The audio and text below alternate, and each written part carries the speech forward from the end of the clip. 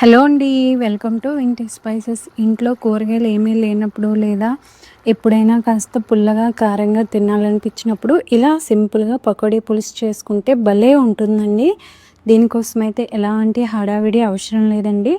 అచ్చమైన పల్లెటూరు రుచితో ఎలా చేయాలో చూపిస్తా అండి. వీడియోని ఎక్కడ స్కిప్ చేయకుండా లాస్ట్ వరకు చూడండి. దీనికోసమైతే కడాయిలో ఆయిల్ వేసుకోవాలి. ఆయిల్ అనేది కొంచెం ఎక్కువే పడుతుందండి ఈ కర్రీకి.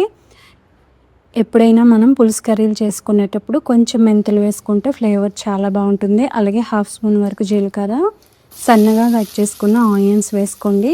అలాగే ఇందులో కొంచెం కరివేపాకు వేసుకొని ఆనియన్స్ అనేవి కలర్ చేంజ్ అయ్యేంత వరకు ఫ్రై చేసుకోండి. నేనైతే పెద్ద సైజు ఆనియన్స్ 2 తీసుకున్నా అండి. చూడండి, ఆనియన్స్ అనేవి మంచిగా ఫ్రై అయ్యాయి కదా. ఇప్పుడు ఇందులో కొంచెం పసుపు వేసుకుని ఒకసారి కలుపుకున్నాక కట్ చేసి పెట్టుకున్న టమాటా ముక్కలు వేసుకోవాలి. టమాటోలు అయితే 5 మీడియం సైజు తీసుకున్నా అండి. ఈ టమాటా ముక్కల్ని ఒకసారి బాగా కలిపి మూత పెట్టి లో ఫ్లేమ్లో మెత్తగా మగ్గించుకోవాలండి. చూడండి, టమాటోస్ అనేవి మంచిగా మగ్గిపోయాయి కదా. ఒకసారి వీటిని కలిపి కర్రీకి సరిపడా కారం వేసుకోవాలి. అలాగే 4-5 పచ్చిమిర్చి చీలికలు వేసుకోవాలండి. ఇలా పచ్చిమిర్చి వేసుకుంటే ఫ్లేవర్ చాలా బాగుంటుంది.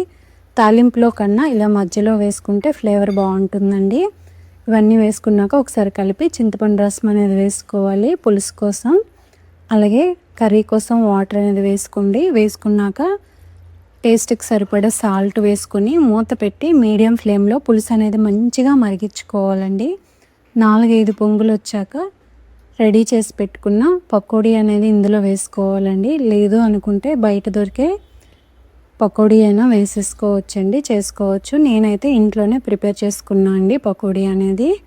ఈ పకోడీ వేసుకున్నాక మూత పెట్టి మీడియం ఫ్లేమ్లో మధ్య మధ్యలో కలుపుతూ ఆయిల్ పైకి తేలేంత వరకు కుక్ చేసుకొని లాస్ట్లో కొంచెం కరివేపాకు, కొత్తిమీర వేసుకొని ఒకసారి కలిపి దింపేయడమే అండి. అంతే అండి, చాలా ఈజీగా అయిపోతుంది, చాలా బాగుంటుంది.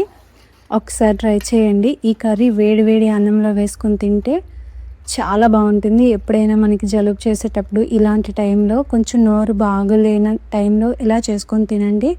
పుల్లగా, కమ్మగా చాలా బాగుంటుందండి. అలాగే వీడియో నచ్చితే లైక్ చేయండి, షేర్ చేయండి. ఇలాంటి మరిన్ని సింపుల్ రెసిపీస్ కోసం మన ఛానల్ని సబ్స్క్రైబ్ చేయడం మర్చిపోకండి. Thank you.